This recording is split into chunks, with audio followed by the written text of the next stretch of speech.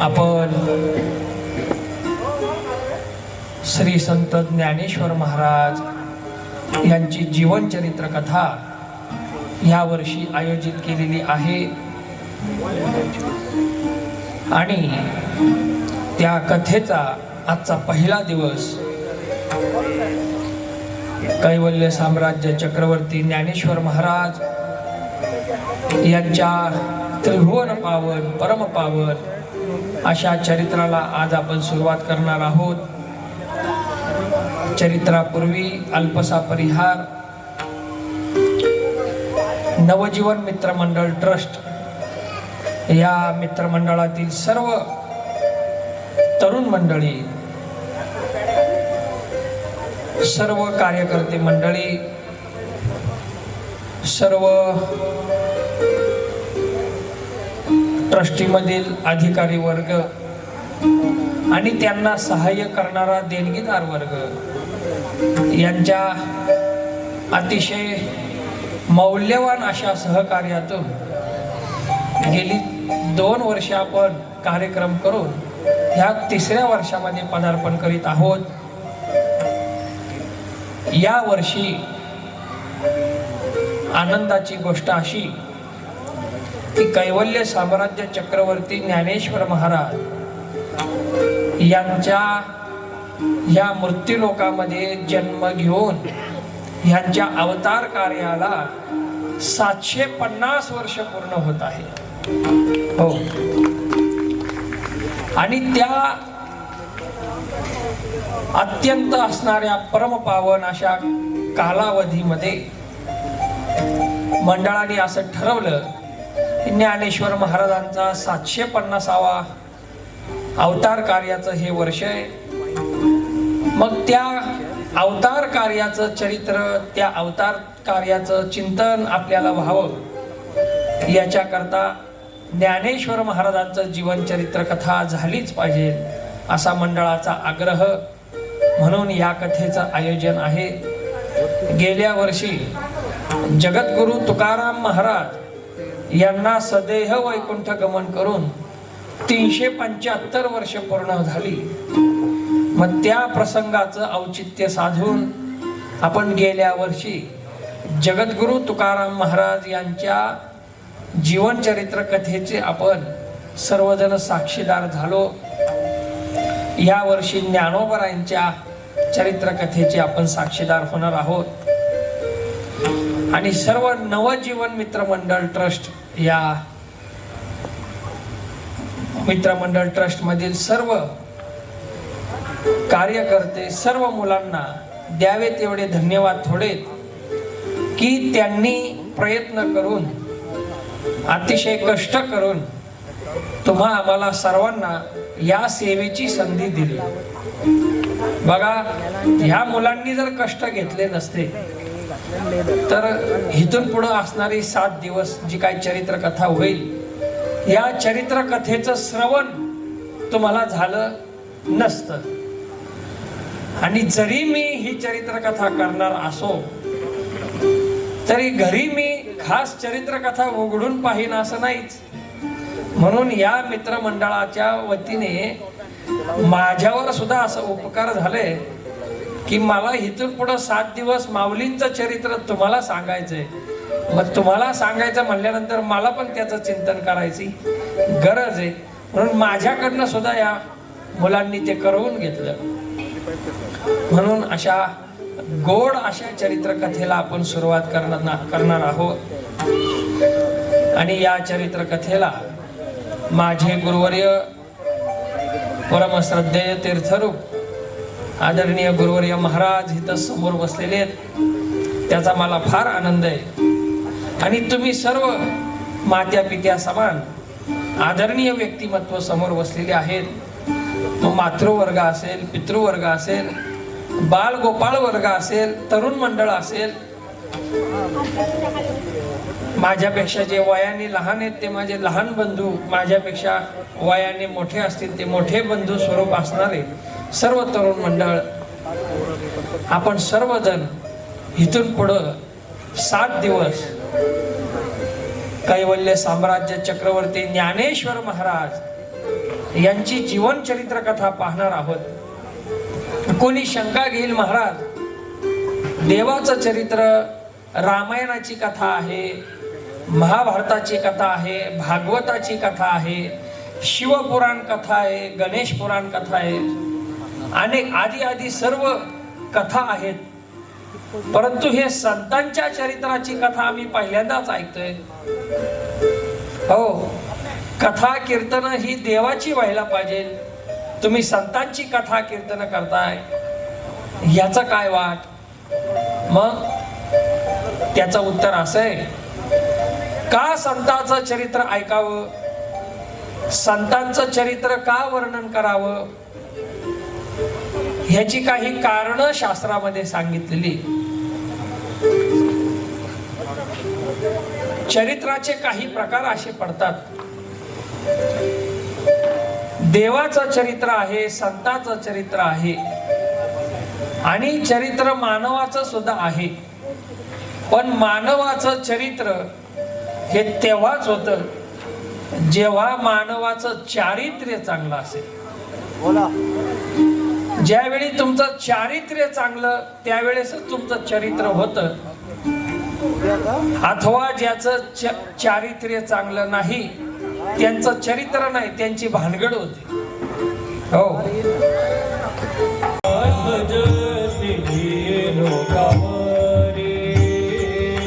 उभारिला ध्वजती लोकावरी,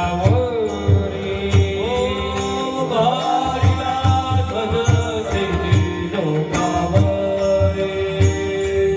ऐशी चराचरी कीर्ती ज्याची, ऐशी चराचरी कीर्ती ज्याची, ऐशी चराचरी कीर्ती ज्याची, ऐशी चराचरी कीर्ती ज्याची, हे निवृत्तीनाथ ज्ञानेश्वर सोपान, हे निवृत्तीनाथ ज्ञानेश्वर सोपान, हो ते निवृत्तीनाथ ज्ञानेश्वर सोपान, ते निवृत्तीनाथ ज्ञानेश्वर सोपान, मुक्ताबाई ज्ञान दीपिका, मुक्ताबाई ज्ञान दीपिका,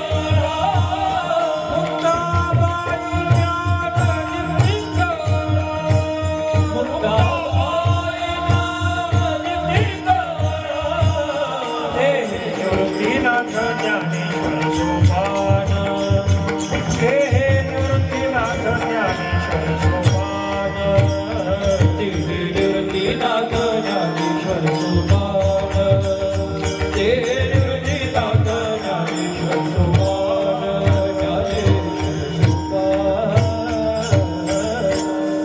उभारिला ध्वज तिही लोकावरी, ऐशी चराचरी कीर्ती ज्याची.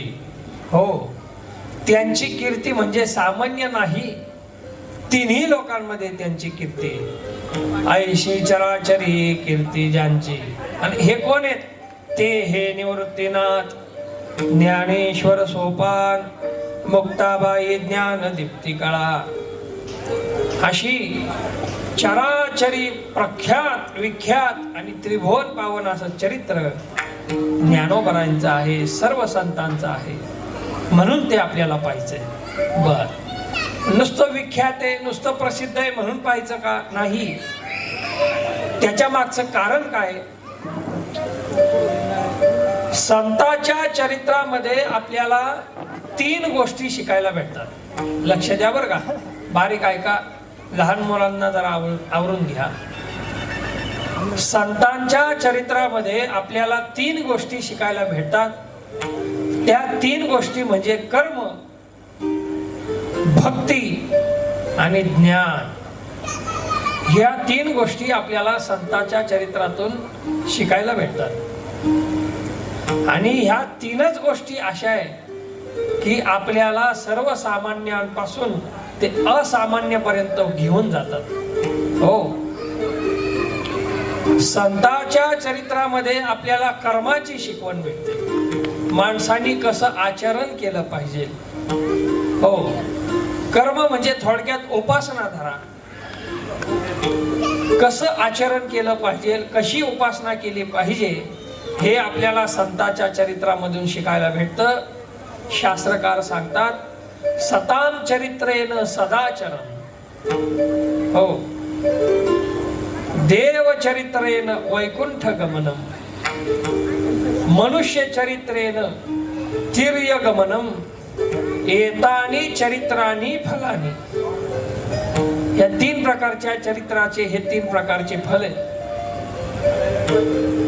देवाचं चरित्र आपण ऐकलं तर आपण वैकुंठ भुवनी घर केले. ज्ञानदेव ध्यानी रामकृष्ण मनी वैकुंठ भुवनी घर केले. आपण वैकुंठ भुवनाला प्राप्त होतो. मनुष्याचं चरित्र ऐकलं आपलं अधोगती होती, परंतु संतांचं चरित्र ऐकलं तर आपल्याला सदाचरण शिकायला भेटतं. आचरण कसं असावं हे शिकायला भेटतं. हो, संतांच्या चरित्रामुळे आपल्याला भक्ती शिकायला भेटते. बऱ्याच वेळा आपण भक्ती आपल्या मनाला येईल ते करतो. हो, ज्ञानेश्वरी मध्ये ज्ञानोबराय सांगतात, अंगा मनासी रुची यावे, येतो नि कृत्या कृत्य नाठवे, जो करणीयाचे नावे भलतेची करी. हो, जे आपल्याला चांगलं वाटतं ते माणूस करतो. हो, माणसाला म्हणलं ना, अरे जरा स्वच्छ आंघोळ वगैरे करून जेवायला बसावं, छे म्हणे, ते काय नाही. मन निर्मळ असेल तर काय नाही म्हणे, आंघोळ केली नाही तरी चालते, पण ते पण नाही ना बाबड्या तुझं. हो, तुकाराम महाराज म्हणतात, नाही मन निर्मळ काय करील साबण. हो, ज्याचं चित्तवृत्ती स्थिर नाही, ज्याचं मन जागेवर नाही, त्याला साबण काय करेल. हो, आणि हे प्रमाण देऊन माणसं मोकळी होतात. हो, त्यांना म्हणलं ना, अहो देवपूजेला बसायचे, रामकृष्ण या देवपूजेला बसायचे, जरा निर्मळपणा असावा, स्वच्छपणा असावा. नाही म्हणे, नाही. तुकाराम महाराजांचं तुम्हाला प्रमाण माहिती का, नाही मन निर्मळ किंवा काय, नाही मन निर्मळ काय करील साबण. हो, पण ते पण निर्मळ नसते माणसाचं. या रामकृष्ण. आपल्या वारकरी संप्रदायाचे एक अर्ध्वर्यो आणि मी ज्यांना माझं प्रेरणास्थान मानतो असे परम आदरणीय गुरुजीवर यावर या. अरे बापरे, असे परमश्रद्धे. ह्या अभंगाकडे जर आपण पाहिलं तर थोडासा वादाचा विषय होऊ शकतो. कसा, शास्त्र ज्ञानांच्या विचाराने ज्ञानामुळे मुक्ती होते, भावामुळे मुक्ती होत नाही. ज्ञानोबराय सांगतात, भावे विना भक्ती आणि भक्ती विना मुक्ती. ज्ञानोबरायांच्या म्हणण्यानुसार भक्तीने मुक्ती प्राप्त होते. हो, मग ह्या सगळ्याचं संगती कशी लावायची, तर ज्ञानोबरायांच्या ज्ञानेश्वरीमध्ये एक ओवी अशी आहे, मुक्ता ते निर्धारिता, लाभे आपलीच मुक्तता, जैसी दिपे दिसे पाहता आपुली वस्तू. हो, जो जीवनमुक्त असा महात्मा आहे.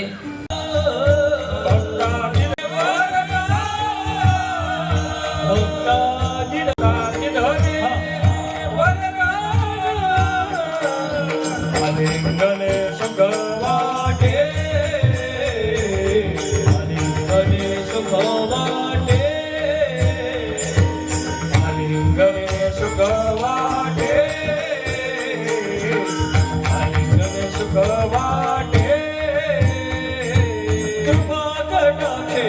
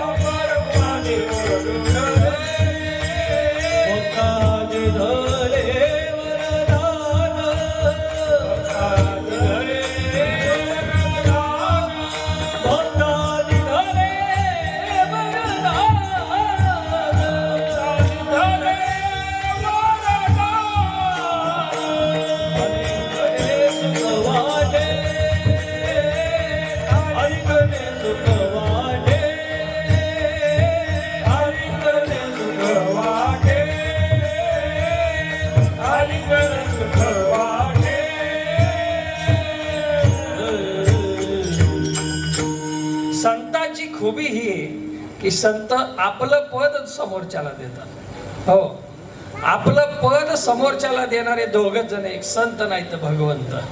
हो, फार चिंतनीय विषय. कितीही आपल्या जवळचा मित्र असू द्या किंवा एखाद्याच्या कितीही ओळखीचे साहेब असू द्या, हो, साहेब आपल्याला सगळी मदत करतील पण साहेब स्वतःचं पद देणार नाही. हो, गुरुवर्य बंडातात्या सुंदर गंमत सांगतात. म्हणे तुम्ही महाराष्ट्राच्या मुख्यमंत्र्याकडे जा आणि त्यांना तुम्ही सांगा किंवा एक दिवस तुमची गाडी आम्हाला फिरायला म्हणून द्या. हो, देणार नाही ते, पण कदाचित तुम्ही जास्त जवळचे असतील तर देतील. एक दिवस तुमचा बंगला मला राहायला द्या, देणार नाही, पण समजा जास्त तुमचा स्नेह असेल तर देतील सुद्धा. हो, पण त्यांना जर तुम्ही म्हणले, जर त्या नायक पिक्चर सारखं मला एक दिवसाचा मुख्यमंत्री करा, अजिबात करणार नाही. हो, आपलं पद समोरच्याला देणारे फक्त संत आहेत, नाही तर भगवंत आहेत. हो, कृपा कटाक्षे निहाळलेले आपुले पदे बैसविले, किंवा तुकोबरायांचा एक गोड अभंग आहे. हो, पुढिलाचे इच्छे फळ नाही बळते अंगी, संत गेले तया ठाया देवराया पाववी. या अभंगामध्ये तुकोबराय लढिवाळपणाने भगवंतासोबत जरा भांडण्याचा स्वर आहे. हो, संतांची जी काय स्थिती आहे, संतांचं जे काय पद आहे ते मला प्राप्त झालं पाहिजे. हो, आणि संत उदार अंत करणारे देतात सुद्धा. हो, आता हितच बघा ना. हो, आदरणीय भाऊंनी खाली बसावं, आमचे गणेश महाराज आले त्यांनी खाली बसावं आणि मी वरती बसावं. हो, ही संतांची उदारता आहे. ते आपलं पद समोरच्याला देऊन टाकतात. हो, पण या ठिकाणी मी असा संगती अशी लावेल, तराजू असतो, तराजू, तराजू मध्ये जे जड पारड आहे ते खाली असतं, जे हलकं पारड आहे ते वर असतं. तसं ते जड पारड आहे म्हणून खाली बसले. हो, आणि मी हलकं पारड आहे म्हणून वरती, असं तुम्ही समजून घ्या. बघा, आपलं पद समोरच्याला देणारे संत आहेत. संत समोरच्याला ज्ञान देतात, भक्ती देतात, आणि त्यानुसार ज्ञान आणि भक्तीची एकदा प्राप्ती झाली तर आपोआपच संत पण अंगामध्ये येतं. या ठिकाणी मला दोन अभंग फार चिंतनीय वाटतात. ते दोन अभंग असे आहेत. नाथ महाराजांनी प्रश्न विचारलाय, ऐसे कैसे आणि भेटती ते साधू, ज्यांच्या दर्शने तुटे बहुबंधू, जे का सच्चिदानंदी नित्यानंदू, जे का मोक्ष सिद्धी तीर्थावंदुरी. हो, नाथ महाराजांनी प्रश्न विचारलेला आहे. हो, नाथ महाराज सांगतात, चंद्रामृत सुखे सेववेल, आस्था जाता रवी धरवेल, बाह्या हेरा सागर तळवेल, परी त्या साधूची भेटी न होईल का. प्रश्न विचारलाय. मग असे साधू कसे भेटतील. मग त्यावेळी जगद्गुरु तुकाराम महाराज सांगतात, ऐसे ऐसे आणि भेटती ते साधू कसे भेटतात. मन बुद्धी काया वाचा शुद्ध करी, रूप सर्वत्र देखोनी नमस्कारी, लघुत्व सर्व भावे अंगीकारी, सांडी मांडी मितूपणा ऐशी थोरी रे. हो, मग इथं एखादी शंका विचारली, महाराज असं केल्यानंतर साधू कसे भेटतील. साधू भेटणार नाही, तुम्हीच साधू होऊन जाणार. तर कोबाराय सांगतात, ऐसे ऐसे आणि भेटती ते साधू. असं हो, अर्थ काम चाड नाही चित्ता, माना मान दंभ मोह माया मिथ्या, वर्ते समाधानी जाणूनी नेनता, साधू भेट देती तया अवचितारे. सुंदर चिंतन आहे. असो, आपला विषय असा चाललाय, का संतांचं चरित्र पाहावं. तीन गोष्टी शिकायला भेटतात. पहिलं कर्म, नंतर ज्ञान आणि भक्ती. हो, नुसती भक्ती भेटती का. नाही, नुसती भक्ती नाही, ज्ञानोत्तर प्रेमलक्षणात्मिका भक्ती भेटते. ज्यावेळी संतांचं चरित्र आपण आवडीने ऐकतो. नामदेवरायांचं सुंदर प्रमाण मी इथं तुम्हाला सांगू इच्छितो. नामदेवराय सांगतात, ऐसे यांचे चरित्र जो आवडी ऐके, तो या भक्ता बरोबरी तुके, भोगी वैकुंठीचे निज सुखे, ऐसे बोलिले स्वमुखे श्री विठ्ठल. हे कोण्या कीर्तनकार कोण्या प्रवचनाचं वाक्य नाही. प्रवचनकाराचं स्वतः साक्षात भगवंताचं वाक्य. माझ्या भक्ताचं जो चरित्र आवडीने श्रवण करेल. इथं आवडीला फार महत्व आहे बरं. वारकरी संप्रदायात जे काय करायचं ते आवडीने करायचं म्हणून करायचं नाही. हो, रोज आपण बघा कीर्तनाची सुरुवातच आहे, तुका म्हणे माझे हेची सर्व सुख पाहिन श्रीमुख आवडीने. आवडीला फार महत्व आहे. हो, रूपाच्या अभंगात मध्ये पण आहे ना, बहुत सुकृताची जोडी म्हणून विठ्ठल आवडी. हो, भगवंताच्या बद्दल आवड निर्माण होणं, संतांच्या बद्दल आवड निर्माण होणं ह्याच्याकरता पण फार सुकृत लागतं. हो, समाधीच्या अभंगात नामदेवराय सांगतात, अगाध पुण्य जे गाठी तरीच ज्ञानदेव पडेल दृष्टी. हो, हे अगाध पुण्य धुर्जटी. धुर्जटी म्हणजे भगवान महादेव शिवशंकर वदोनिया गेले. हो, म्हणून संतांचं चरित्र वारंवार श्रवण केलं पाहिजे, ऐकलं पाहिजे, सांगितलं पाहिजे. हे सगळे भगवंताचं प्रिय असणारं हे कार्य आहे. भगवंत 12व्या अध्यायामध्ये सांगतात, तेनेसी आम्हा मैत्र येथ कायसे विचित्र परी त्यांचे चरित्र ऐकतीचे. हो, त्यांचं चरित्र श्रवण करणारे मला फार प्रिय. किती प्रिय ते ही पारणा परवते आवडती मज निरुते जे भक्त चरित्राते प्रशंसिते. हो, ते मला प्राणाप्रिय, प्राणापेक्षा सुद्धा प्रिय आहेत असे स्वतः भगवंत सांगतात. म्हणून आपण संतांचं चरित्र ऐकलं पाहिजे, सांगितलं पाहिजे, प्रशंसलं पाहिजे. असो, प्रस्तावनेनंतर आपण ज्ञानोबरायांच्या चरित्राला सुरुवात करत आहोत. ज्ञानोबरायांच्या चरित्रामध्ये काही प्रकरणं पडतात. मग ही प्रकरणं अशीच असं नाही, परंतु एक सांगणारा म्हणून काही प्रकार त्याच्यामध्ये असं माझ्या दृष्टीने मी सांगतोय. बघा, सगळ्यात पहिले आदी प्रकरण, की ज्या आदी प्रकरणामध्ये ज्ञानोबरायांच्या आधीच्या पिढीचं वर्णन आहे. त्याच्यानंतर ज्ञानोबरायांच्या जन्मापासून ते पैठणपर्यंत जाण्याचा जो काही चरित्र कालावधी आहे तो एक दुसरं प्रकरण आहे. का याला दुसरं प्रकरण म्हणावं? कारण की या प्रकरणामध्ये ज्ञानोबराय आदी भावंडाचा फार छळ होतो. त्यानंतर पैठणला गेल्यानंतर तिथं रेड्याच्या मुखातून वेद बोलवण्यानंतर तिथून ज्ञानोबरायांचा उदय जो सुरू होतो ते तीर्थावळी प्रकरणापर्यंत. हो, हे तिसरा भाग आहे. चौथा भाग आहे तीर्थावळीचं प्रकरण, पाचवा भाग आहे समाधीचं प्रकरण आणि सहावा भाग आहे तो म्हणजे ज्ञानोबरायांनी समाधी घेतल्यानंतर नामदेव महाराजांनी एक आळ म्हणून प्रकरण लिहिलेलं आहे. ते सुद्धा गोड प्रकरण आहे. असे एकंदरीत 6 भाग आपण पाहणार आहोत या 7 दिवसामध्ये. सगळ्यात पहिला भाग आहे ज्ञानोबरायांचं आदी प्रकरण. आदी प्रकरण म्हणजे ज्ञानोबरायांच्या 7 पिढीच्या अधोगरचे महापुरुष. जसे तुकोबरायांचे विश्वंभर बाबा होते तसे ज्ञानोबरायांच्या 7 पिढ्या अधोगर ज्ञानोबरायांचे मूळ पूर्वज म्हणजे हरिहरपंत जावळे हे त्यांचं नाव. साधारण कालावधी आहे शालिवांश के 1060 1060. हो, हरिहरपंत जावळे. जावळे हे ज्ञानोबरायांचं आडनाव, परंतु त्यांची वृत्ती, त्यांचं कार्य कुलकर्ण्यांचं होतं म्हणून कुलकर्णी हे कार्य म्हणून ते आडनाव लावलं गेलं. जसं देशमुख हे काही आडनाव नाही. देशमुख ही पदवी होती, मग ती देशमुख पदवी लावून नंतर ते आडनावच झालं. अशी बरीच आडनावं महाराष्ट्रात आहे. असो, आणि हे हरिहरपंत जावळे हे देवगिरीच्या यादव साम्राज्याच्या ठिकाणी कार्यरत होते.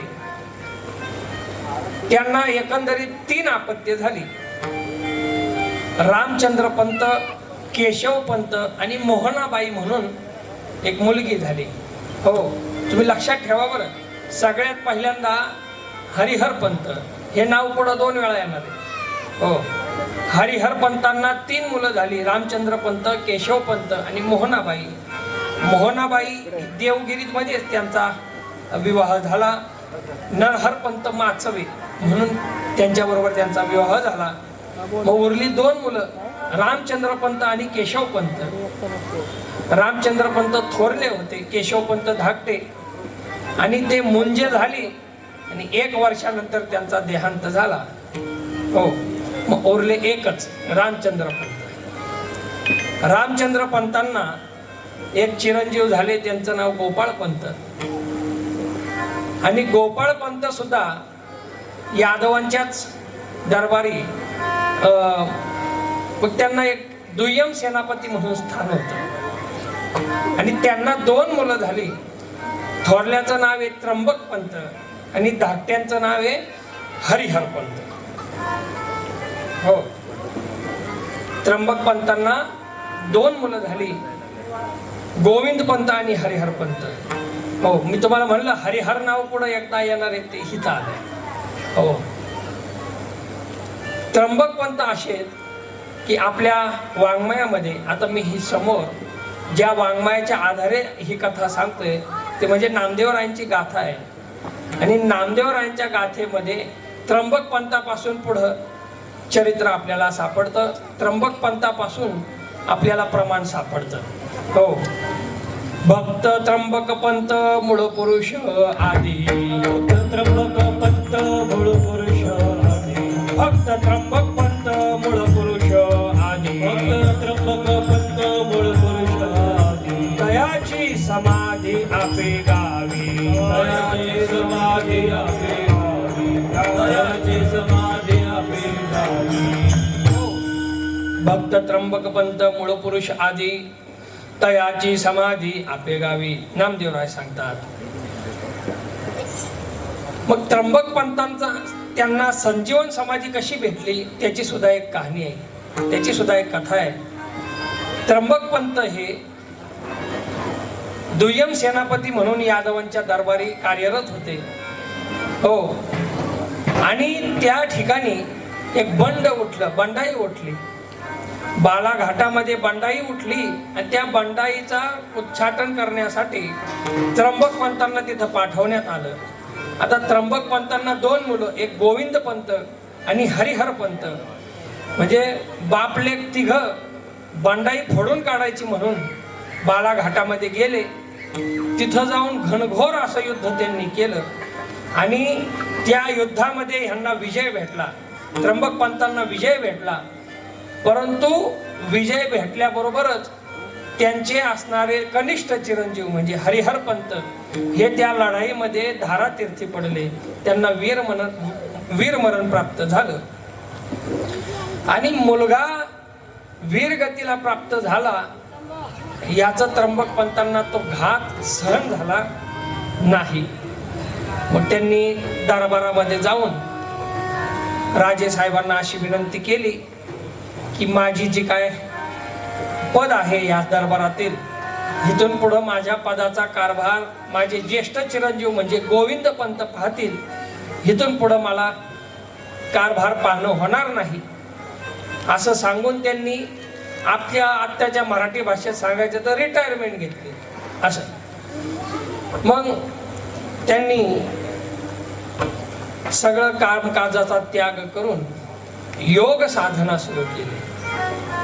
आणि योग साधना सुरू झाल्यानंतर हो, ज्ञानेश्वरीमध्ये प्रसिद्ध ओवी, ऐशी कर्म साम्य दशा होय जेथ विरेशा, तेथ श्री गुरु आपैसा भेटेले गा. श्री गुरु येऊन बोध देत असतात. हो.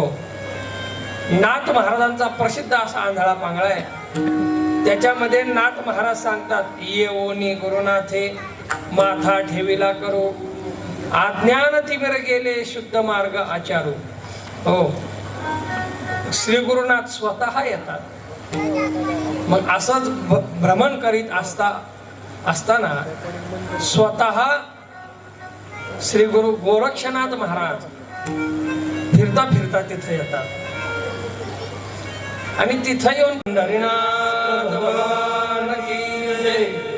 हो, पांडुरंगा यांना मुलगा प्राप्त झाला, परंतु गोविंद पंतांना असं वाटलं की माझं गायत्रीचं पुरस्चरण सुरू होतं, म्हणूनच त्या गायत्रीच्या पुरस्चरणाचं फल म्हणूनच मला मुलगा प्राप्त झाला. म्हणून गोविंद पंतांनी त्यांचं नाव ठेवलं पहिलं वेद मातर. आणि मग एके दिवशी सहज पुन्हा भटकंती करत करत गहिनीनाथ तिथे येतात आणि त्यांच्या घरी येऊन पाहतात तर गोविंद पंतांना चिरंजीव झालेत. गहिनीनाथ महाराज त्यांचं नाव विचारतात तर त्यांनी सांगितलं, म्हणे यांचं नाव आम्ही वेद मातर ठेवलंय. छे म्हणे, हा मुलगा तुम्हाला पांडुरंगाच्या कृपेने झालाय, म्हणून यांचं नाव तुम्ही पांडुरंगाचंच ठेवलं पाहिजे. पण तिथून पुढे त्यांचं नाव विठ्ठल पंत ठेवण्यात आलंय. विठ्ठल पंत म्हणजे ज्ञानोबारायांचे वडील. हो.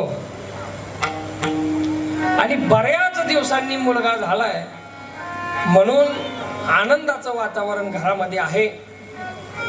आणि मग आवडीने त्यांनी त्याचं नाव विठ्ठल ठेवलं. नामदेवराय सांगतात, आवडी विठ्ठल ठेविले नाव, निराईचे प्रेम गहिनीनाथी.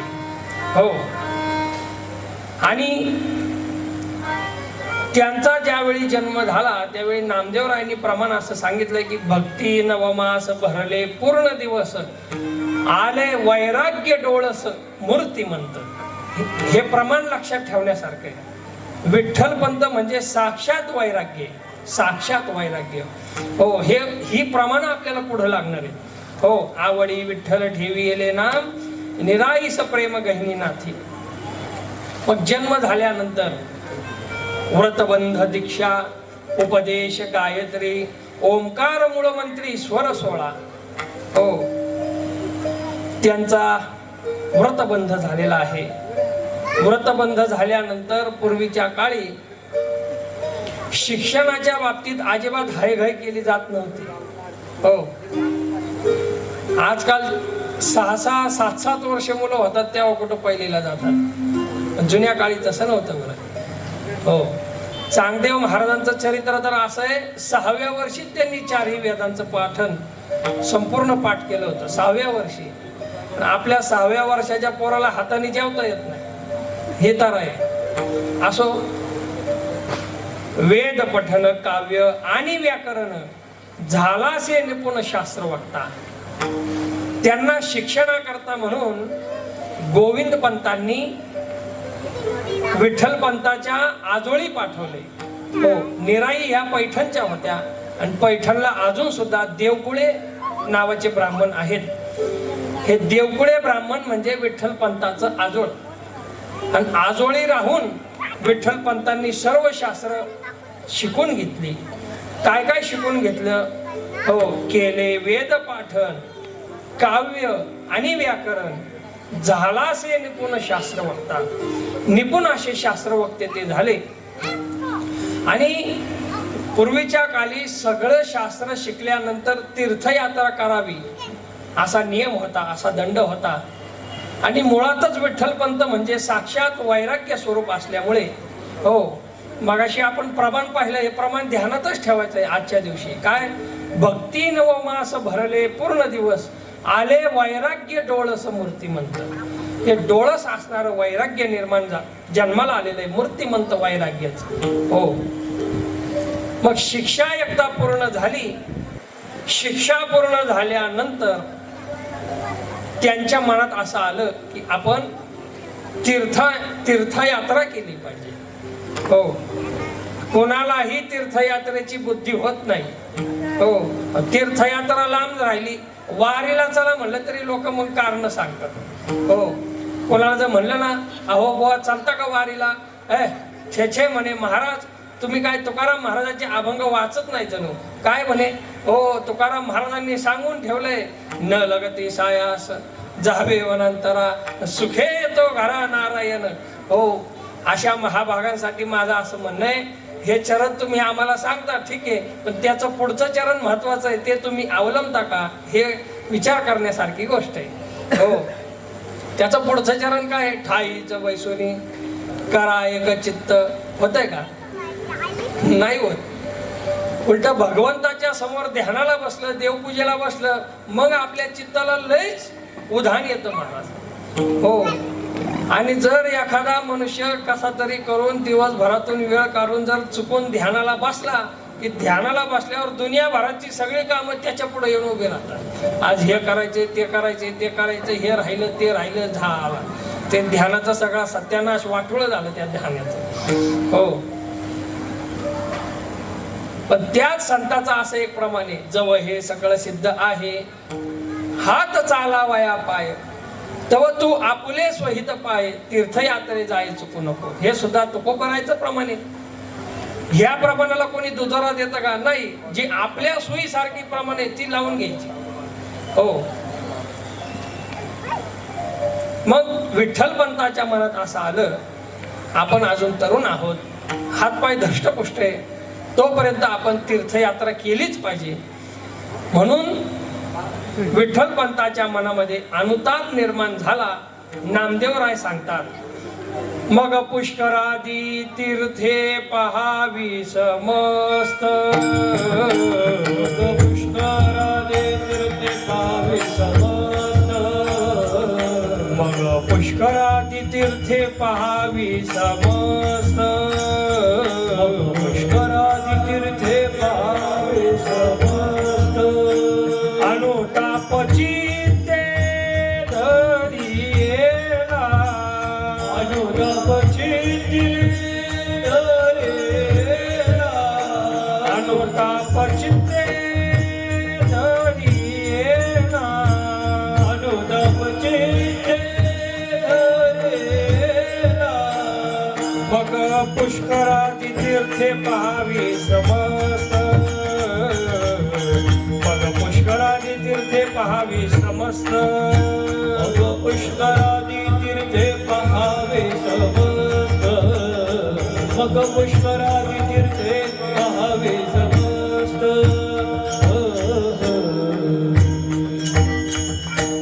मग पुष्करादी तीर्थे पहावी समस्त, अनुताप चित्ती धरी येला, वाय गोदावरी.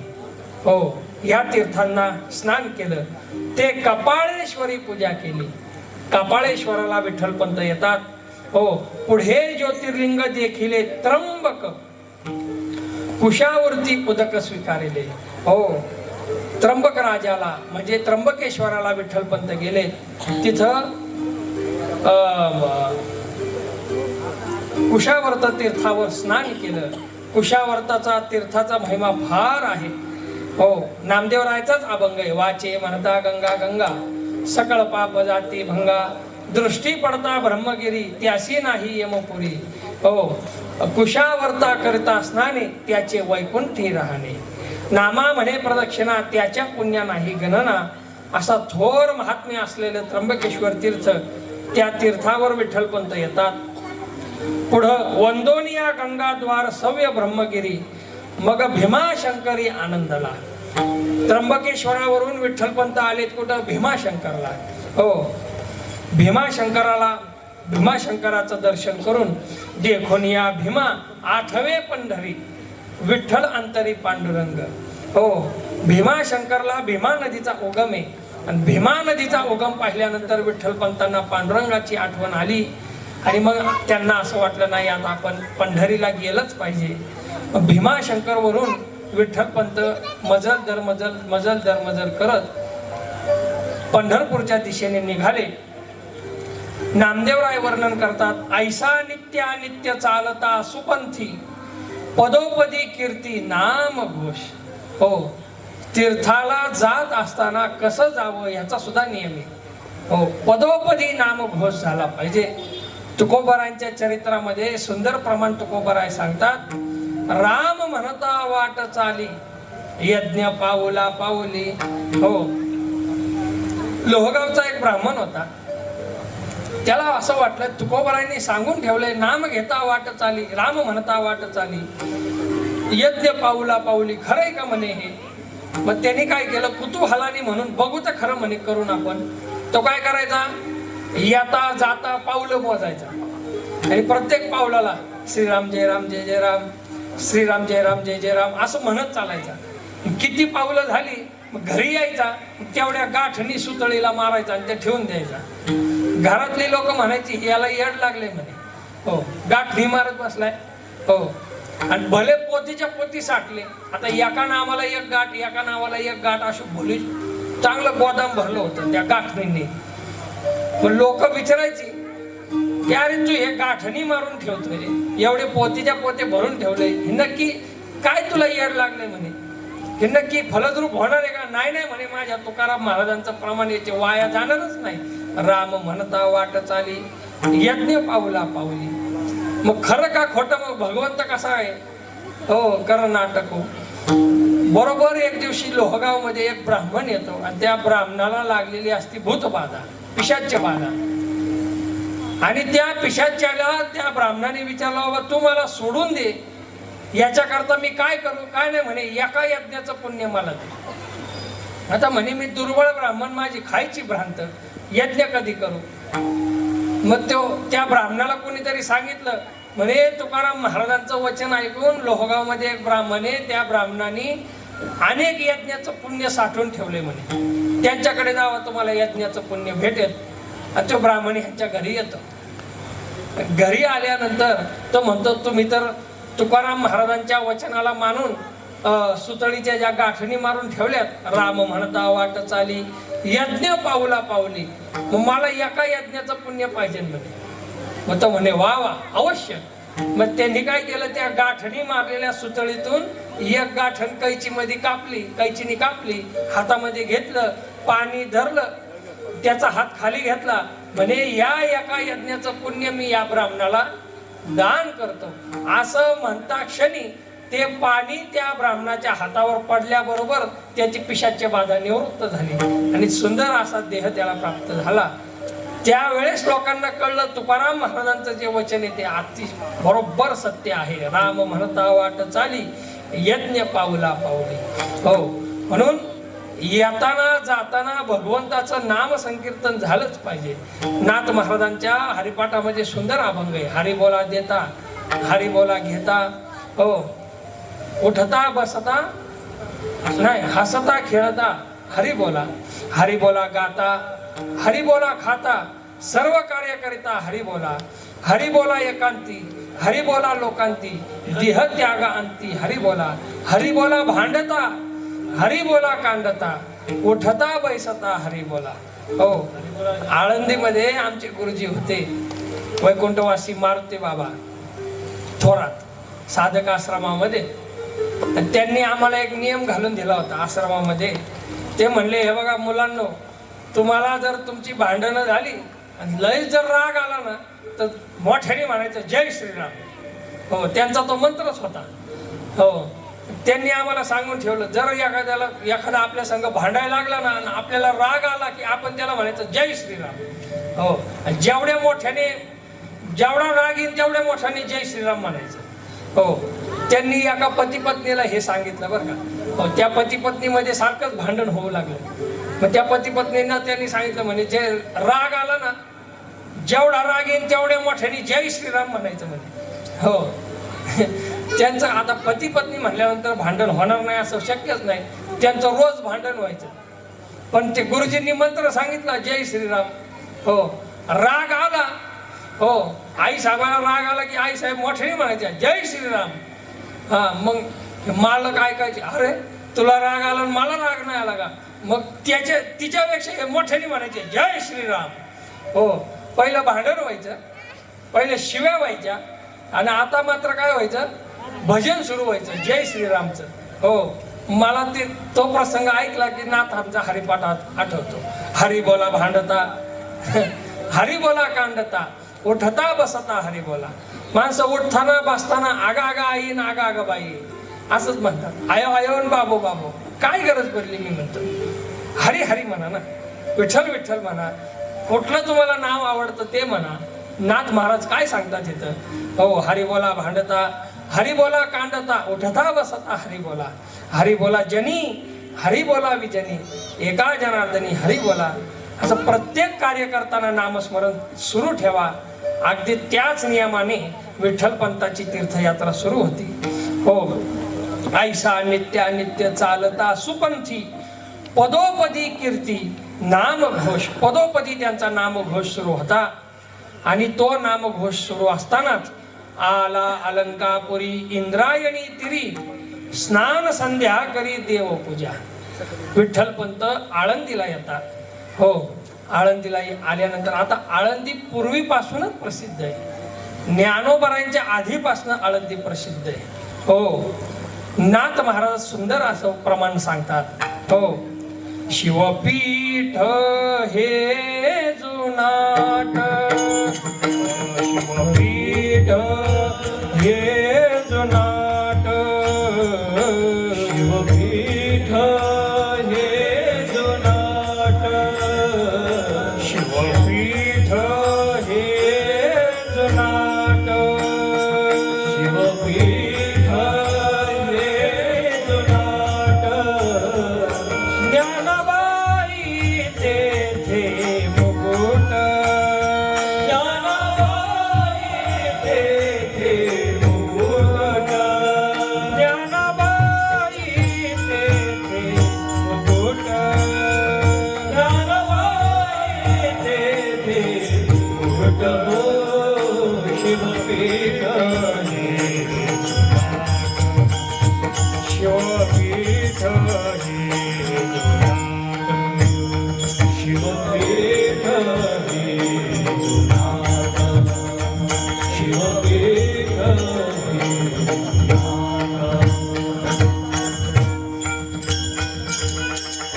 शिवपीठ हे जुनाट, ज्ञानाबाई तेथे मुकुट. जुनाट असणार शिवपीठ म्हणजे आळंदी आणि आला अलंकापुरी इंद्रायणी तिरी अशा असणाऱ्या शिवपीठामध्ये विठ्ठलपंत येतात. स्नान संध्या करी देवपूजा, स्नान संध्या करून देवपूजा सुरू होते. आणि देखोनी सुब्राह्मण केलेसे नमन, वंदिले चरण शिधोपंते. हो, शिधोपंत म्हणून आळंदीमध्ये श्रेष्ठ ब्राह्मण राहत होते. त्यांनी पाहिलं, अरे तरुण मुलगा दिसतोय, स्नान संध्या करून देवपूजा करायला बसलाय, सुंदर असं मंत्रोच्चारण सुरू आहे. हो, आणि सुंदर मंत्रोच्चारण करत असताना त्यांना असं वाटलं की हा मुलगा कुठल्या गावचा हे आपण विचारलं पाहिजे. हो, एखादा गुणी माणूस असेल ना, मोठा माणूस बरोबर त्यांना विचारतो, बाळा तो कुठला, तुला तुझे गुरु कोण, तू कोणाकडे शिकला, वगैरे वगैरे आधी विचारणा करतात. म्हणून मग त्यांनी विचारणा सुरू केली. हो, कोण तुमचा गाव, आले ती कोठून, काय आधिमानी गमन कोठे. हो, तुमचं गाव कोणतं, तुम्ही आले कुठून, इथून पुढे तुम्हाला जायचंय कुठं. सगळी विचारणा सुरू झाली विठ्ठलपंताची. सिद्धोपंत विचारू लागले, विठ्ठलपंत सिद्धोपंतांना सांगू लागले. हो, विठ्ठलाचे नाम रामेश्वरी भाव, वृत्ती आपे गावी गोदातीरी. हो, त्यांनी सांगितलं माझं नाव विठ्ठलपंत आहे आणि मला खाली रामेश्वरमला जायचंय.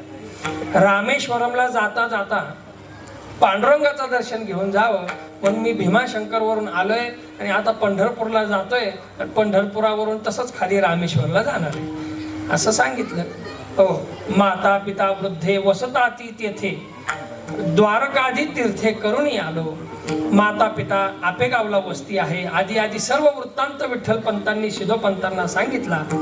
हो, मग त्यांनी फार आग्रहाने पहाटे पहाटे स्वतः भगवंत स्वप्नामध्ये येऊन असं सांगतात की तुझी जी कन्या आहे त्या कन्येचं नाव आहे मीनाक्षी, तिचा विवाह या विठ्ठलपंताबरोबर कर म्हणे. पांडुरंगाने सांगितलं. असं सांगितलं आहे. काल माझ्या स्वप्नामध्ये स्वतः पंढरीश परमात्मा आले आणि त्यांनी येऊन असं सांगितलं की तुझी जी मुलगी आहे त्या मुलीचा विवाह आणि तुझ्या घरात जे अतिथी विठ्ठलपंत आले त्यांच्याबरोबर करून द्या म्हणे. हो, पण ते विठ्ठलपंत होते. हो, आपण प्रमाण म्हणे. हे बघा, स्वप्न पडलं तुम्हाला, हो स्वप्न पडलं तुम्हाला, पांडुरंगाने सांगितलं तुम्हाला, मी ह्याचा साक्षीदार नाही. पांडुरंगाने जर स्वतः मला येऊन सांगितलं तर मी या लग्नाला मान्य होईल म्हणे. हो, मग आता स्वप्न पडायचं म्हणल्यानंतर झोपायला पाहिजे ना. जागृतीत स्वप्न कसं पडेल सांगा बरं. हो, असं कोण म्हणतं का अरे मग अशी चालता चालता मला स्वप्न पडलं, असं होतं का? नाही होत. पांडुरंग परमात्मा येतात आणि विठ्ठल पंतांना आज्ञा करतात की म्हणे सिद्धोपंताची जी मुलगी आहे त्यांच्याबरोबर तुम्हाला विवाह करावाच लागेल. हे दैवीय सगळी घटना घडलेली लिहून ठेवलेली आहे, त्याच्यामुळे तुम्हाला हे असं करावंच लागेल. ठीक आहे म्हणे. विठ्ठल पंतांनी ते सगळं मान्य केलं आणि त्यांचा विवाह सोहळा झाला. आता त्यांच्या विवाह सोहळ्याला एक थोडासा असं मतभेद आहेत. मतभेद असे आहेत की त्यांचा विवाह ज्येष्ठामध्ये झाला असं काही शास्त्रकारांचं म्हणणं आहे. पण आता ज्येष्ठामध्ये झाला हे जर मान्य करावं तर विठ्ठलपंत सुद्धा ज्येष्ठ, सिद्धोपंत आणि गिरिजाई माता यांची मुलगी, त्यांना एकुलती एक मुलगी, म्हणजे ज्येष्ठ आणि कनिष्ठ संबंधच नाही, ती सुद्धा ज्येष्ठ आणि महिना ज्येष्ठ, असे तीन ज्येष्ठ एकत्र आलेले ते काय चालत नाही. परंतु काय झालं असेल, पांडुरंगाची इच्छा, पांडुरंगाने आज्ञा केली म्हणून ज्येष्ठ महिन्यामध्ये त्यांचं लग्न होतं. हो, आणि ज्येष्ठ महिन्यामध्ये लग्न झाल्यानंतर आता ज्येष्ठ महिन्यानंतर पुढचा महिना कुठला? आषाढ. हो, आणि हे पंढरपूरलाच निघालेले विठ्ठलपंत म्हणून लग्नविधी झाल्यानंतर, विवाह सोहळा संपन्न झाल्यानंतर म्हणजे नवविवाहात नव दाम्पत्य सोबतच जोडीने वारीला जातात पंढरपूरला. आणि पंढरपूरला वारी झाल्यानंतर मात्र मग आता ह्यांची तीर्थयात्रा अर्धवटच राहिली. त्यांना जायचं होतं खाली रामेश्वरमला, तीर्थयात्रा राहिली अर्धवट. मग अर्धवट तीर्थयात्रा तशीच सोडून हे नवदाम्पत्य आपेगावला गेलं. आपेगावला जाऊन विठ्ठलपंतांनी आई वडिलांची भेट घेतली आणि भेट घेतल्यानंतर त्यांना इतिवृत्तांत समजावून सांगितला आणि त्यांच्या विवाहाची सगळी कथा सांगितली. मग गोविंदपंत आणि निराईंना फार आनंद झाला. एक तर मुळातच विठ्ठलपंत त्यांना उशिरा झाले होते, उशिरा त्यांचा जन्म झालाय, त्याच्यामुळे ह्यांची सुद्धा वृद्धावस्था बाळावत गेली, वृद्धावस्था जास्त वाढत गेली. म्हणून बघा, शालिवाहन शके 1175 ला गोविंदपंत आणि निराई यांचं वैकुंठ गमन होतं. हो, शालिवाहन शके 1175. हो, आणि मग त्यांचा वैकुंठ गमन झाल्यानंतर आता विठ्ठलपंत मुळातच वैराग्यशील असल्यामुळं मग कुठं त्यांना आपेगावला तर मन लागाना. मग हे जाऊन राहिले कुठं? सासूरवाडीला. सासूरवाडी म्हणजे कुठं? आळंदीमध्ये. हो, सुंदर असं सुभाषित प्रचलित आहे, आसार खलो संसार, हो सुखम श्वशुर मंदिरम, हो सारम श्वशुर मंदिरम. हो, त्या सुभाषिताचा अर्थ असा आहे म्हणे, आसार असणाऱ्या संसारामध्ये सार गोष्ट जर कुठली असेल तर ती सार म्हणजे सासूरवाडी. हो, असं का म्हणलं? शास्त्रकार म्हणतात, उगाच नाही म्हणलं मी. हो, दोन देवता प्रसिद्ध आहेत, भगवान महादेव आणि भगवान महाविष्णू. हे दोघं पण सासूरवाडीलाच जाऊन राहतात. हो, कसं काय? भगवान महाविष्णू कुठं राहतात? क्षीरसागरामध्ये. हो, लक्ष्मी मातेचं जन्मस्थान क्षीरसागर. हो, म्हणजे क्षीरसागर भगवंताची काय झाली? सासूरवाडी झाली. हो, आणि महादेव कुठे राहतात? हिमालयामध्ये राहतात. हिमालयाची कन्या म्हणजे पार्वती माता. हो, म्हणजे हिमालय भगवंताचं काय झालं? सासूरवाडी झाली. हो, असो, म्हणून विठ्ठलपंत सुद्धा सासूरवाडीला जाऊन राहिले, म्हणजे आळंदीला येऊन राहिले. परंतु ते मगाशी मी सांगितलं ना, हो, आले वैराग्य डोळस मूर्तिमंत. मूर्तिमंत असं वैराग्य, डोळस असणारं वैराग्य विठ्ठलपंताच्या रूपाने अवतार धारण करून आल्यामुळे त्यांना संसारात काय रस लागला नाही. संसारामध्ये ते काय जास्त रमले नाही. त्यांना सारखं असं वाटायचं की आपण संन्यास घ्यावा, आपण संन्यास घ्यावा. परंतु संन्यास घेणं म्हणजे काय सोपी गोष्ट नाही. नामदेव राय असे सांगतात की संन्यास घ्यायचा म्हणल्यानंतर विठ्ठलपंतांना रुक्मिणी माता सांगते की संतती वाचून न घ्यावा संन्यास. संतती प्राप्त झाल्याशिवाय संन्यास घेणं उचित नाही. आता लग्न होऊन बरेच दिवस झाले, संतती काय व्हायना, ह्यांना संन्यास घेता येईना. हो, मग एक दिवस दुष्यित असताना विठ्ठलपंत सारखेच विचारायचे ना, मी संन्यास घेऊ का, मी संन्यास घेऊ का, संन्यास घेऊ का, संन्यास घेऊ का. मग आता ते बाई माणूस राग येणारच नाही.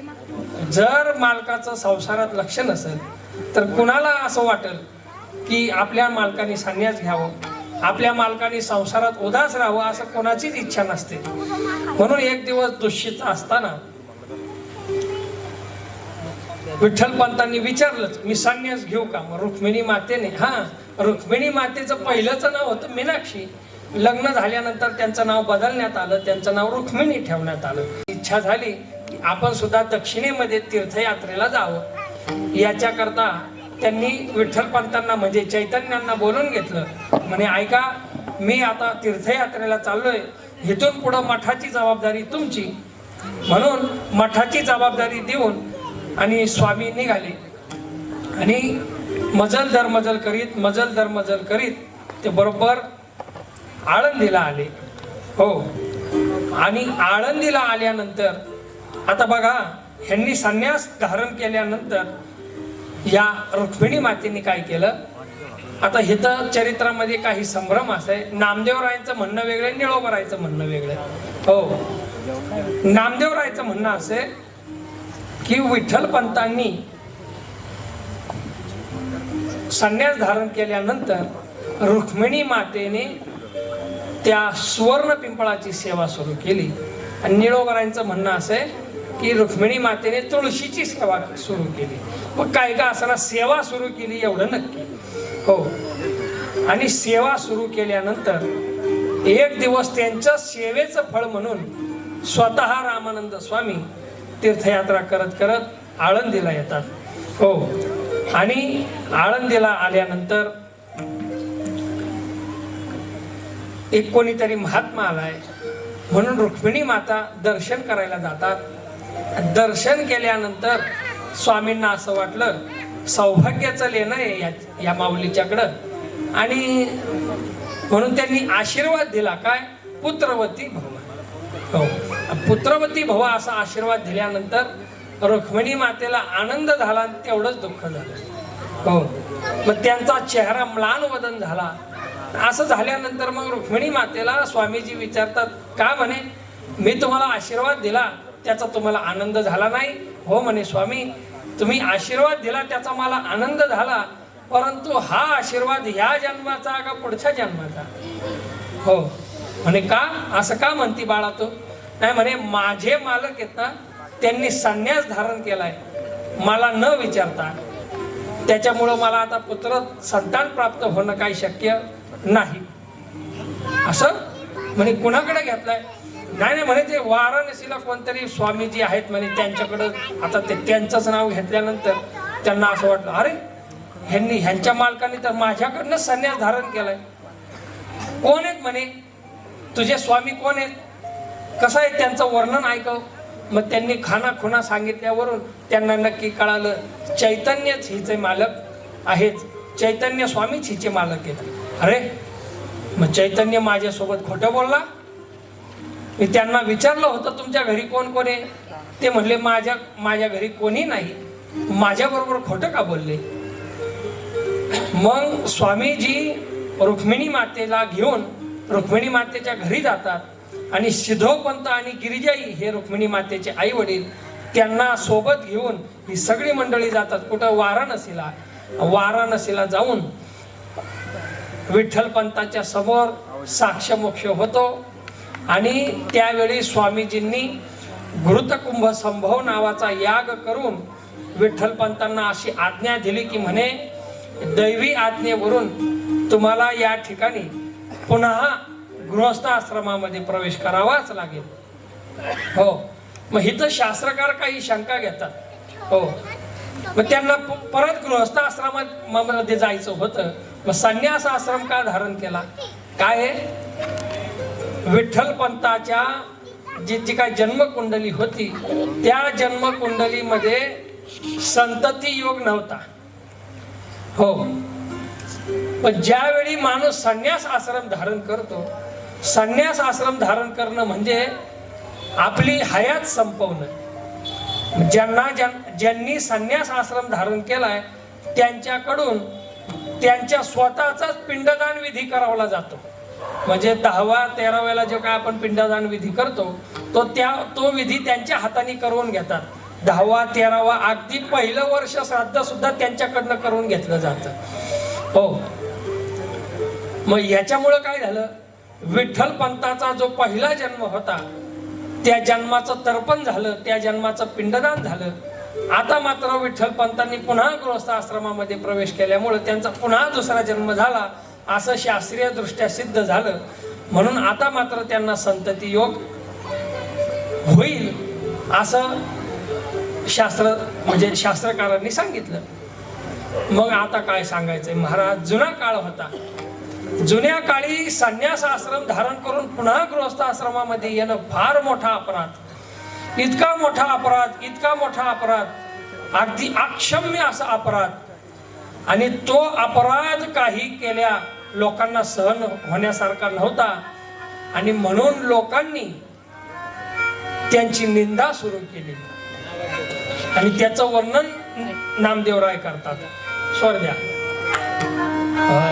हासिनले लोक बरवा हा संन्यास, लोक बरवा हा संन्यास. हासिनले लोक बरवा हा संन्यास. हासिनले लोक बरवा हा संन्यास. करती उपहास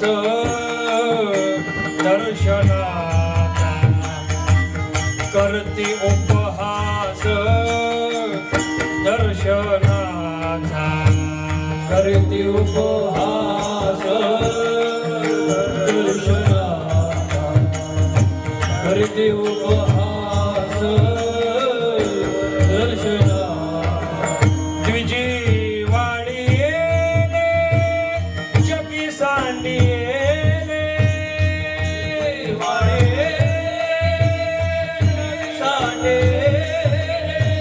द्विजीवाणी येणे जगी सांडविले,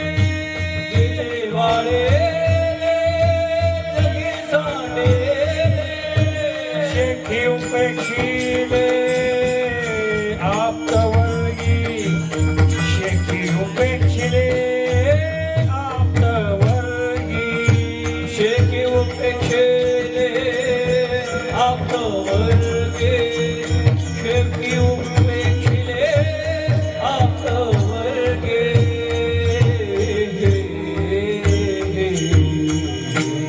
महाराज काय त्यांच्या दुःखाचं वर्णन करावं. हो, जुना काळ, जुन्या काळी लोकांना असं सहन होत नव्हतं. हो, त्या चांगल्या माणसाच्या हातातून असं जर घडलं महाराज, किती निंदा, किती निंदा. ती निंदा आपल्याला वाचवणार नाही, त्यांचं हाल आपल्याला वाचवणार नाही, एवढं हाल त्यांनी सहन केलं. चैतन्य आश्रम संन्यासी झाले गृहवासी, मुळूच्या प्रकृतीशी ऐक्य केले. हासिनले लोक बरवा हा संन्यास, करती उपहास दर्शनाचा. हो, त्यांना जर कोणी येताना पाहिलं तर लोक भर चौकामध्ये अपमान करायचे. द्विजीवाळी येले, वाळीत टाकलं. जगी सांडी येले, सगळ्या जगाने सांडलं. शेखी उपेक्षिले आप्तवर्गी, जवळच्या लोकांनी सुद्धा त्यांची उपेक्षा केली. ऐशी 12 वर्षे कर्मिली निगुती, झालीशी संतती चौघे जण. हो, 12 वर्ष अशी अपार हाल अपेष्टा सहन केल्या. आणि अशा हाल अपेष्टा सहन करून त्यांच्या जीवनामध्ये एक सुखद काल येतो. हो, आता आपण 4ही संतांच्या जन्माचा एकच जय जयकार करणार आहे. हो, तत्पूर्वी मी त्यांचा जन्म साल तुम्हाला सांगतोय. हो, बघा, तिथी अशी आहे शालिवान शके 1195, तिथी माघ वद्य प्रतिपदा, शालिवाहन शके 1195 माघ वद्य प्रतिपदेला श्रीमन निवृत्तीनाथाचा जन्म होतो. बोला निवृत्तीनाथ भगवान की जय. हो, सदाशिवाचा अवतार स्वामी निवृत्तीदाता. हो, शालिवाहन शके 1195 बरोबर त्याच्या 2 वर्षानंतर शालिवाहन शक 1197 तिथी आहे श्रावण वद्य अष्टमी. हो, वार गुरुवार. हो, ह्या दिवशी भगवान ज्ञानोबरायचा जन्म होतो. बोला श्री संत ज्ञानेश्वर महाराज की जय. हो, त्यानंतर शालिवाहन शक 1199 तिथी आहे कार्तिक पौर्णिमा म्हणजे त्रिपुरारी पौर्णिमा. या दिवशी सोपान देवाचा जन्म आहे. संत श्रेष्ठ सोपान देव महाराज की जय. हा, आता मात्र शताब्दी बदलली. शालिवाहन शके 1201 तिथी आहे आश्विन शुद्ध प्रतिपदा. या दिवशी आश्विन शुद्ध प्रतिपदा म्हणजे आपल्या घटस्थापनेचा दिवस. हो, घटस्थापनेच्या दिवशी मुक्ताबाई महाराजांचा अवतार. बोला मुक्ताबाई महाराज की जय. आणि यांचा अवतार कार्य यांचं वर्णन आणि सेना महाराज करतात. वैकुंठ वासिनी कृपावंत माऊली.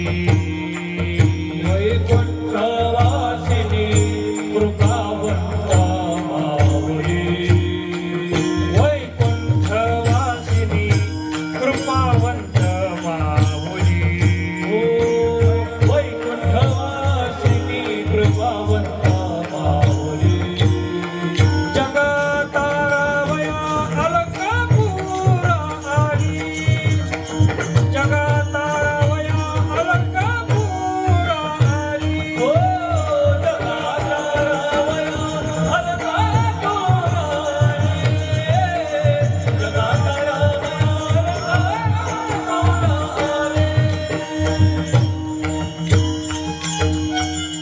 वैकुंठवासिनी कृपावंत माऊली. जगातारावया अलंकापुरा आली. कोण कोण आलं? शिव तो निवृत्ती, आदि माया मुक्ताई, ब्रह्मा तो सोपान, विष्णू ज्ञान देवा पायी.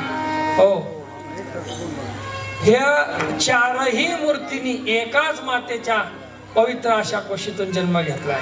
बघा, हे नवल आहे, नवल आहे. आणि ही महाराष्ट्राचं सामर्थ्य आहे.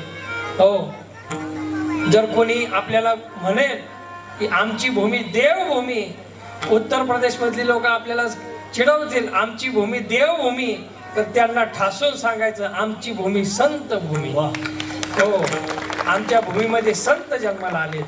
हो, आणि एका मातेच्या पोटी एका भगवंतानी जन्म घेतलाय. हो, कौसल्या मातेच्या पोटी फक्त भगवान श्रीरामचंद्रांनी जन्म घेतलाय. देवकी मातेच्या पोटी भगवान श्रीकृष्णाने जन्म घेतलाय. एका मातेच्या पोटी एका भगवंतानी अवतार घेतलाय. परंतु आमच्या इथं नवल असे, एकाच मातेच्या पोटी त्रिमूर्तींनी अवतार धारण करून पुन्हा आदिमायेने सुद्धा अवतार धारण केला. हे नवल, हे नवल. हो, त्याच्यामुळं आपल्याकडं देवभूमी नाही पण संत भूमी. हो, आणि अशा परम पावन जन्माने संपूर्ण त्रिभुवन पावन झालंय. हो, निवृत्तीनाथ महाराज, ज्ञानदेव महाराज, सोपानदेव महाराज, मुक्ताबाई महाराज. आणि यांचा जन्म झाल्यावर तर मग काय बोलायचंय. मग लोकांनी आणखीन त्रास द्यायला सुरुवात केली. आणि मग त्यांचा त्रास ह्या मात्या पितांना आणि या चारही लहान लहान मुलांना अजिबात सहन करण्यासारखा नव्हता.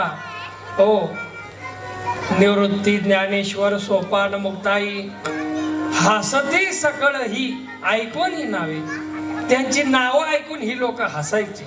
हो, झाली उपवर व्रतबंधा योग्य, उभयता उद्वेग चिंता तुरे.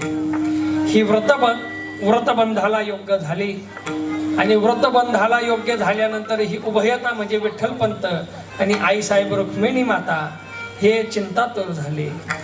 समाजाने आपल्याला जेवढा त्रास दिला तेवढा त्रास या लहान मुलांना ह्यांना सहन होणार नाही. मग काय यांचं पुढं होईल याच्याकरता ते चिंतातुर झाले.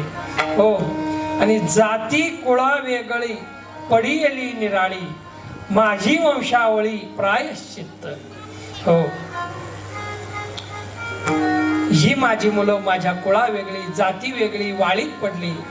यांना आपल्या कुळामध्ये यांचा उपनयन संस्कार झाला पाहिजे ही विठ्ठलपंतांना चिंता लागून राहिली. आणि ती चिंता सगळ्या आळंदीच्या द्विजांच्या समोर विठ्ठलपंतांनी बोलवून दाखवली. हो, मिळविले द्विज केली ब्रह्मसभा क्षमा अपराध करा दिना. विठ्ठलपंतांनी सगळ्यांना हात जोडून सांगितलं, माझ्याकडून जो अपराध झालेला आहे तो अपराध आपण क्षमा करावा. माझ्या मुलांना आपण ज्ञातीमध्ये घ्यावं, त्यांचा व्रतबंध संस्कार करावा. हो, मग ह्याच्या संदर्भी धर्मग्रंथामध्ये काय आहे का? मग ती द्विज मंडळी विचार करू लागली. निर्बंधी निर्वाण पाहती धर्मशास्त्री तुम्ही अति श्रोत्री परायण. हो, विठ्ठलपंतांनी सांगितलं ग्रंथामध्ये पहा, शास्त्रामध्ये पहा, याच्याकरता काही प्रायश्चित्त आहे का?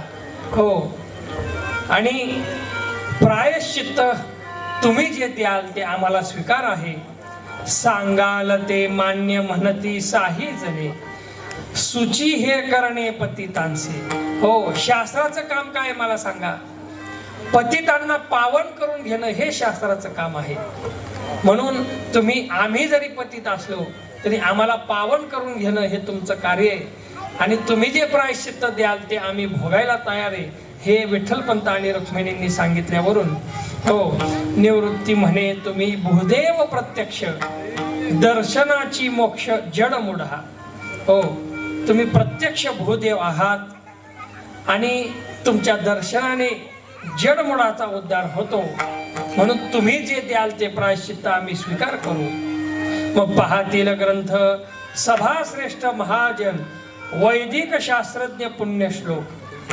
हो, सगळे वैदिक शास्त्रज्ञ जाणणारे शास्त्री यांनी सगळे ग्रंथ चाळून पाहिले, याला कुठलंही प्रायश्चित्त नाही. हो, मग सगळ्या धर्मसभेने मिळून यांना एक प्रायश्चित्त ठोठावून टाकलं. कोणतं प्रायश्चित्त? देहांत प्रायश्चित्त असेल या बोलले.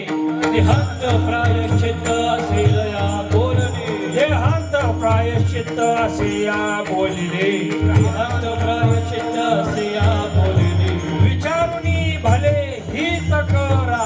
विचारिता भले हित करा. विचारते भले हित करा.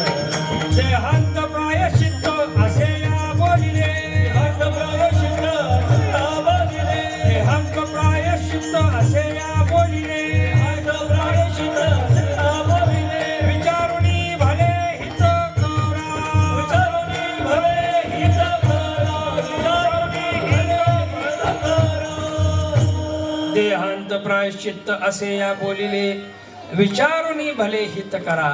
विठ्ठलपंतांनी आणि रुक्मिणीने विचार केला की जर आपल्या देहाचं प्रायश्चित्त देहांत प्रायश्चित्त देऊन जर ही मंडळी आपल्या मुलांना ज्ञातीमध्ये घेत असतील तर आपल्या देहाची काय अशी किंमत आहे? आज आहे उद्या जाणार आहे. हो, परंतु ह्या लहान लहान मुलांचं कल्याण होईल. आई बापाचं हृदय शेवटी आपल्या मुलांसाठी आई वडील काहीही करण्यास तयार होतात.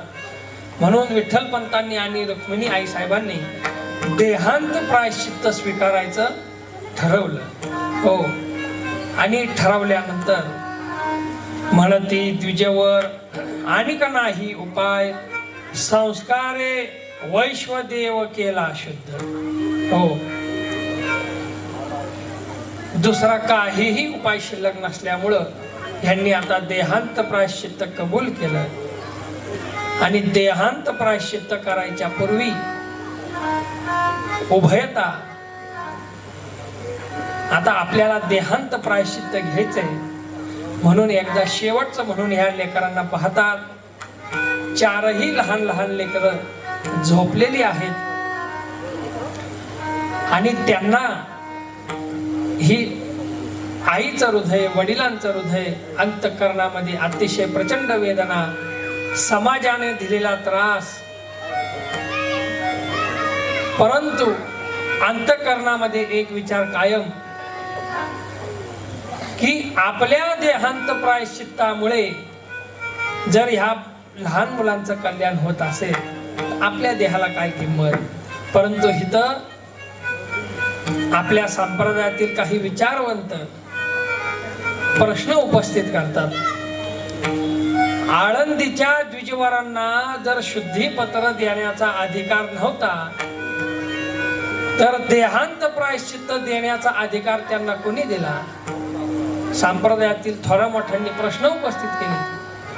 हो, आणि जर देहांत प्रायश्चित्त तुम्ही जर ठोठावला होता तर पुन्हा यांना ज्ञातीत का म्हणून घेतलं नाही, हा सुद्धा प्रश्नच आहे. म्हणून संतवीर बंडातात्या तर असं सांगतात, जर तुम्हाला ज्ञानोबरायांचा फोटो जानव घातलेला दिसला तर तो पहिला फोटो फाडून टाका. का फाडून टाका? त्या उपनयन संस्कारासाठी ज्ञानोबरायांच्या आई वडिलांना देहांत प्रायश्चित्त घ्यावं लागलं, तर घेऊन उपयोग काहीच झाला नाही. शेवटी त्यांना ज्ञातीच घेतलं गेलं नाही.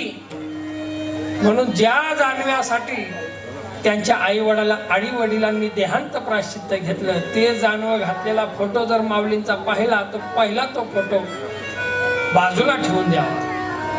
हो, विठ्ठल पंतांनी आणि रुक्मिणी आईसाहेबांनी असा निर्धार केला की आता आपल्याला देहांत प्रायश्चित्त घ्यायला जायचंय.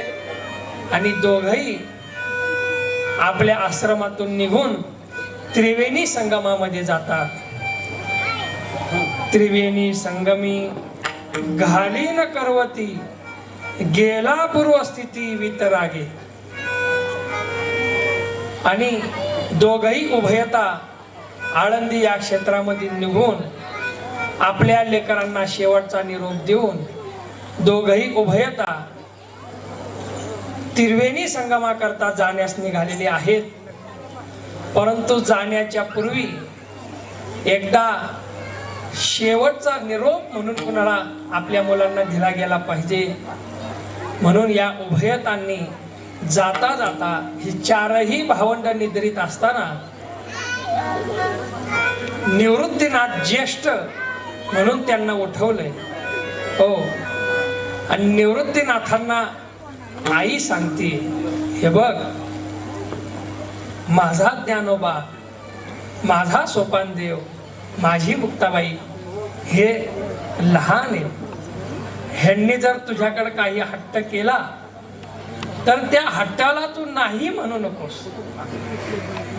इथून पुढं निवृत्ती या तीनही बालकांची तूच आई आहेस, या तीनही बाळांची तूच वडील आहेस. म्हणून तू त्याचा सांभाळ कर, त्यांचे लाड पुरव, त्यांचं प्रत्येक म्हणणं तू पूर्ण कर, त्यांचा प्रत्येक लाड तू पूर्ण कर, असं निवृत्तीनाथांना सांगून उभय दाम्पत्य देहांत प्रायश्चित्ता करता म्हणून निघालेले आहेत. आणि निवृत्तीनाथांना निरोप देऊन त्रिवेणी संगमावर ही सगळी मंडळी जातात. उभय दाम्पत्य जातात. त्रिवेणी संगमी घालीन करवती, त्रिवेणी संगमी घालीन करवती, गेला पूर्वस्थिती वितरागे,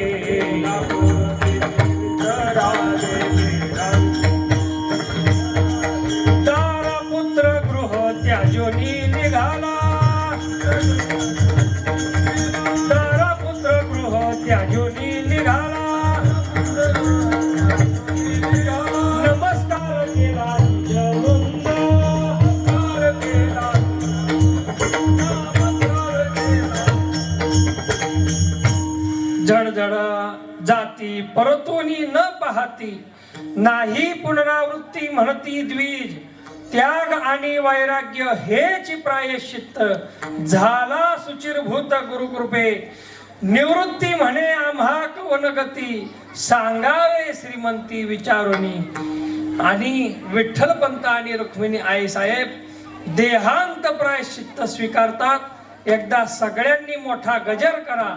पुंडली गवरदा हरी विठ्ठल, श्री ज्ञानदेव तुकाराम, पंढरीनाथ भगवान की जय, माऊली ज्ञानेश्वर महाराज की जय, श्रीमन निवृत्तीनाथ महाराज की जय, सोपान देव भगवान की जय, मुक्ताबाई महाराज की जय.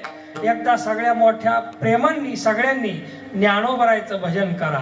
श्री ज्ञानदेव श्री तुकाराम, श्री ज्ञानदेव श्री तुकाराम. श्री ज्ञानदेव श्री तुकाराम, श्री ज्ञानदेव श्री तुकाराम, श्री ज्ञानदेव श्री तुकाराम, श्री ज्ञानदेव श्री तुकाराम, श्री ज्ञानदेव श्री तुकाराम, श्री ज्ञानदेव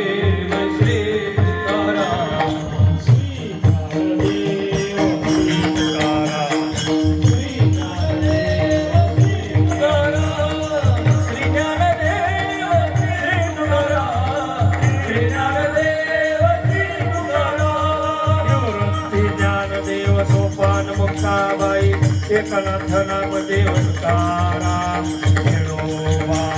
निवृत्ती ज्ञानदेव सोपान मुक्ताबाई, एकनाथ नामदेव तुकाराम. निवृत्ती ज्ञानदेव सोपान मुक्ताबाई, एकनाथ नामदेव तुकाराम, खेडोबा.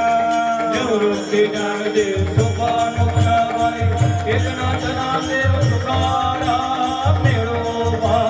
श्री ज्ञानदेव श्री तुकाराम, श्री ज्ञानदेव श्री तुकाराम, श्री ज्ञानदेव श्री तुकाराम, श्री ज्ञानदेव श्री तुकाराम, श्री ज्ञानदेव श्री तुकाराम, श्री ज्ञानदेव श्री तुकाराम. ओ श्री ज्ञानदेव श्री तुकाराम, श्री ज्ञानदेव श्री तुकाराम.